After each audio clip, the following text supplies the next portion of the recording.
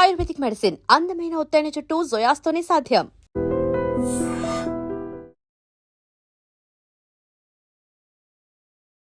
నమస్కారం, welcome to I dream. ధర్మ మార్గం విత్ విజిత కార్యక్రమానికి స్వాగతం.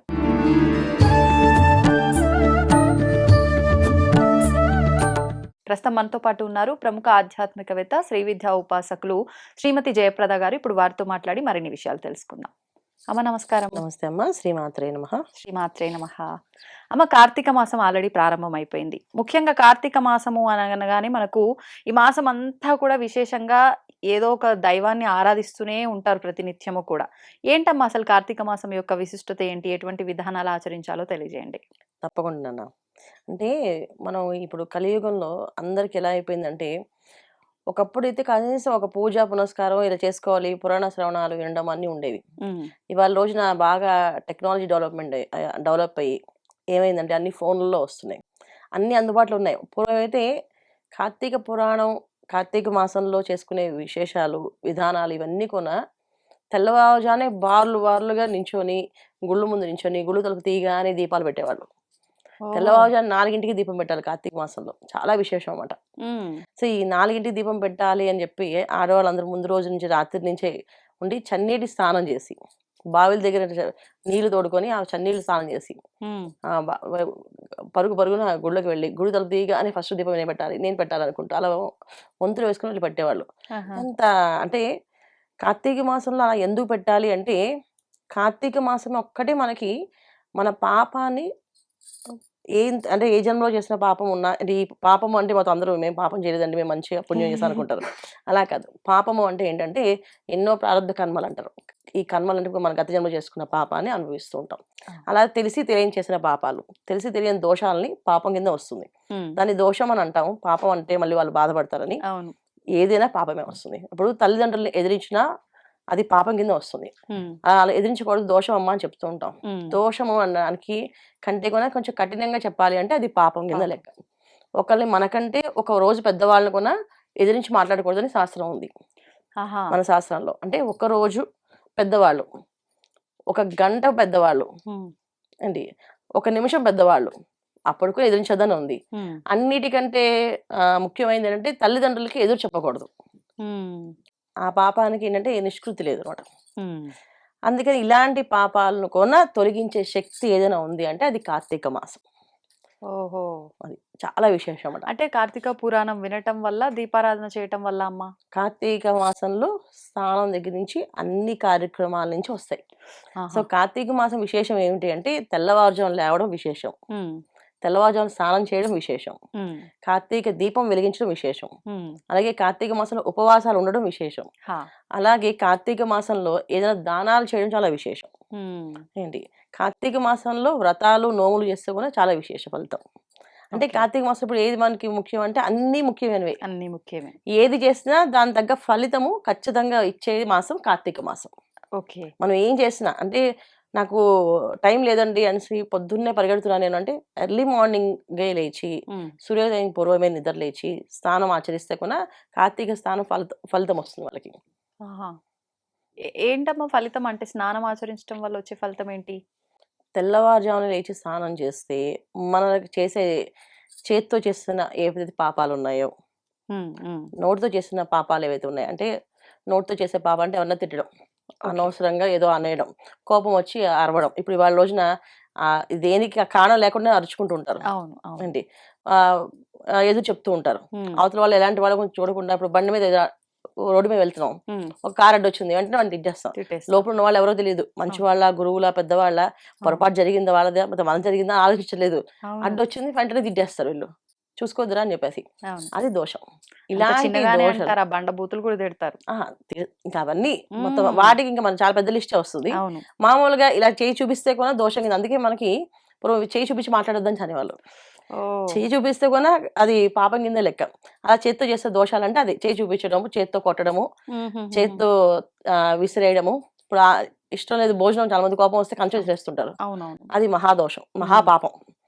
అలాంటి చేత్తో చేసే దోషాలని, అలా మన శరీరంతో ఏవైతే దోషాలు చేస్తామో ఇది కార్తీక స్నానంతో ఆ దోషాలు తొలగించే అవకాశం ఉంటుంది.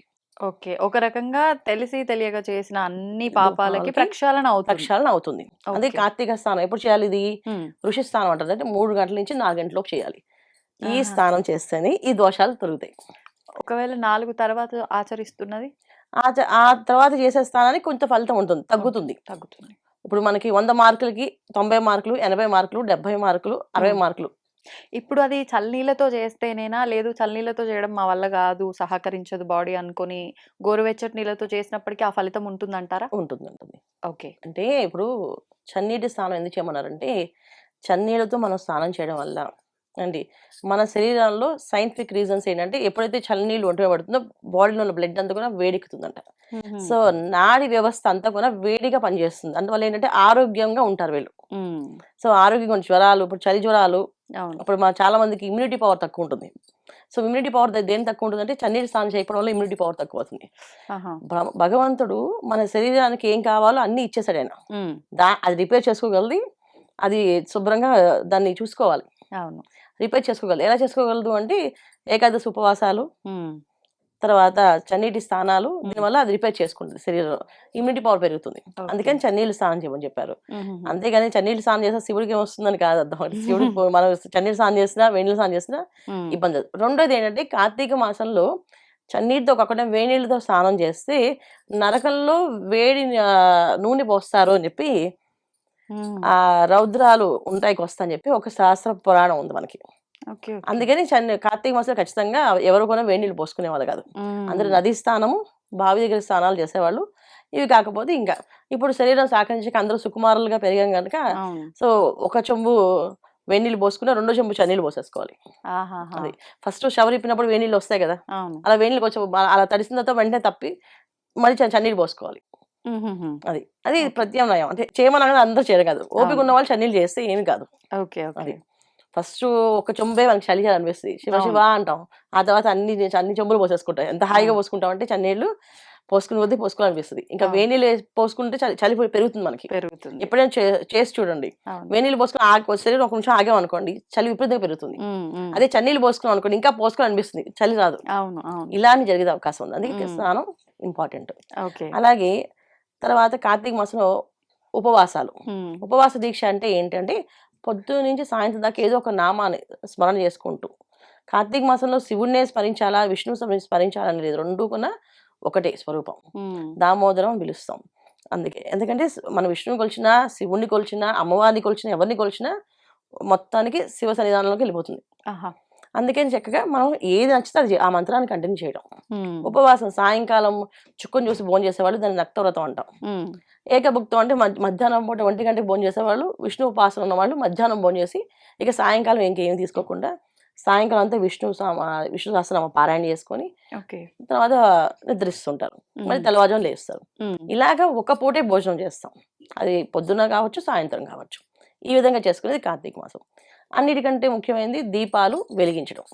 ఈ దీపం వెలిగించే వెనక అర్థం ఏంటి అంటే మన పితృలోకాల్లో అంటే మన పెద్దలు తరతరాలుగా పైన ఎవరైతే ఉన్నారో ఒక దీపం వెలిగిస్తే వాళ్ళకి స్వర్గానికి వెళ్ళే దారి చూపిస్తుందంట ఆ దీపం వెలుగులో. హుహుహు. అందుకే కార్తీక మాసంలో దీపాలు ఎక్కువగా వెలిగిస్తారు. ఓకే. 1, 2 కాకుండా ఎక్కువ దీపాలు వెలిగిస్తుంటారు. సో, ఇది కార్తీక దీపాల విశేషం. హ్మ్. ఇంకోటేంటంటే దీపదానం. చాలా విశేషమైన ఫలితం. ఇలాగ మనం కార్తీక మాసంలో చేసుకుంటూ వెళితే అన్నదానం చేసినా, వస్త్రదానం చేసినా, దీపదానం చేసినా, లేకపోతే ఇంట్లో వ్రతాలు, నోములు ఆచరించినా ఇవన్నీ కూడా విశేషమైన ఫలితాలు. హ్మ్. కార్తీక మాసంలో కనీసం ఒక్క రోజైనా ఉండాలి అనుకునేవాళ్ళు ఏకాదశులు. కార్తీక మాసం 2 ఏకాదశులు వస్తాయి. 2 ఏకాదశులు అండ్ పౌర్ణమి, తర్వాత సోమవారాలు హ్మ్. ఇలా చేసుకుంటూ వెళ్ళొచ్చు. మొత్తం చేయకపోయినా ఏదో ఒక ముఖ్యమైన రోజు రోజులు. ముఖ్యమైన రోజులు ఇవి చేసుకోవచ్చు. ఓకే. చేయగలిగిన వాళ్ళు, శక్తి ఉన్న వాళ్ళు సోమవారాలు చేస్తే చాలా విశేషమైన ఫలితం ఉంటుంది. హ్మ్. లేని వాళ్ళు పౌర్ణమి రోజు ఒకరోజు ఉపవాసం ఉండి చేస్తే కూడా మంచి ఫలితం ఉంటుంది. ఓకే. ఇప్పుడు ఒకవేళ మాసమంతా చేయాలనుకోని సంకల్పం పెట్టుకొని గత కొన్ని సంవత్సరాలుగా చేస్తున్నాము. ఈసారి గూడా చేద్దాము అనుకోని కుదరని పక్షంలో మధ్యలో ఆపేయొచ్చంటారా? మన భక్తి శ్రద్ధలు నాన్న ఇందులోని. హ్మ్. భగవంతుడికి మనం ఆధీనం గానీ ఎవరికీ ఆధీనం కాదు కదా! హ్మ్. మన మనసుకి భగవంతుడి మీద మన మనసే నచ్చాలి ఏ విషయమైనా. హ్మ్. సో, నేను చేయలేను స్వామి అని అంటే నిజంగా శక్తి లేకపోతే స్వామివారు ఏమంటారు? భగవంతుడు ఏమంటారు? ఏమనరు. హా! దాంట్లో మనం ఏదో ఒక విశేషమైన రోజును చేసేసుకోవచ్చు. ఓకే. ఇలా చేసుకుంటా ఇలా ఉండొచ్చు అని. మనకి ఎంతవరకు శక్తి ఉందో అంతవరకు చేసుకోవచ్చు. మామూలుగా మనకి ఈ పూజలు, నోములు, వ్రతాలు ఏంటంటే 6 ఏళ్ల నుంచి తర్వాత 60 ఏళ్ళ లోపు ఒక పద్ధతి. 6 ఏళ్ళ లోపు పిల్లలకి అవేం నియమాలు ఉండవు. నియమాలు లేవు. తర్వాత 60 ఏళ్ళ వాళ్ళకి కూడా నియమాలు ఉండవు. 60 ఏళ్ళ వాళ్ళైనా 6 ఏళ్ళ వాళ్ళైనా ఒకటే మాట. వాళ్ళది ఒకటే నియమం. చిన్న వాళ్ళకి పిల్లలకి కావాలంటే చేసుకోవచ్చు, లేకపోతే వదిలేయచ్చు. ఓకే. కానీ 6 ఏళ్ళ తర్వాత నుంచి అన్ని నియమాలు ఉంటాయి వీళ్ళకి. 6 నుంచి 60 లోపు అందరికి నియమాలు ఉంటాయి. ఆ నియమం ఏదైతే చెప్పుకుంటారో ఆ నియమం ప్రకారం చేసుకోవచ్చు. ఓకే. మధ్యలో ఓపిక లేదు, ఒంట్లో బాలేదు, ఏం అవసరం, పలహారం తినొచ్చు, పళ్ళు తినొచ్చు, పాలు తాగొచ్చు, ఇలా ఏమైనా చేసుకోవచ్చు.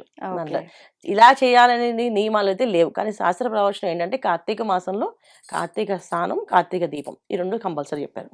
మిగతావన్నీ మన ఓపిక, మన ఆసక్తి, మన శ్రద్ధ. ఓకే. అంతే. మనకి ఎలా వీలుందో దాన్ని బట్టి మనం చేసుకుంటూ వెళ్ళాలి. పోతే సరిపోతుంది. అంతే. సో దీపం పెట్టడానికి ఇబ్బంది లేదు, స్నానం చేయడానికి ఇబ్బంది లేదు. ఇబ్బంది లేదు. ఆ అవును, 2 మనం చేసుకోవాలి. అంతే. చేసుకోవచ్చు. ఈ 2 క్రమం తప్పకుండా గనక మనం నియమంగా చేసుకుంటూ వెళ్తే మిగతా నియమాలు ఇంకా మన ఆరోగ్య పరిస్థితిని బట్టి, మన సౌకర్యాన్ని బట్టి మనం పాటిస్తే సరిపోతుంది. సరిపోతుంది. అంతే. ఓకే. ధన్యవాదాలమ్మా. నమస్తే అమ్మా. శ్రీమాత్రే నమః. And for more videos, Please subscribe to iDream. Please subscribe to iDream. Please subscribe iDream. And please subscribe to iDream. For more videos, subscribe to iDream. please like, share, and subscribe to the channel. Congratulations, iDream. subscribe to iDream. Subscribe to iDream. So subscribe to iDream Media. iDream team andarki huge congratulations. Please subscribe iDream Media. Please subscribe to iDream. Subscribe iDream. Please subscribe to iDream. iDream అంటే నా కళల channel subscribe చేసుకున్న నోరు తిరుగుతలేదు, మీరైతే గంట గుర్తు కొట్టండి. For more such videos, please subscribe to iDream. Subscribe to iDream. Please subscribe to iDream. Please subscribe iDream Media. Please do subscribe to iDream. Please subscribe to iDream Media. For best entertainment and information, please subscribe iDream. And don't forget to subscribe to iDream.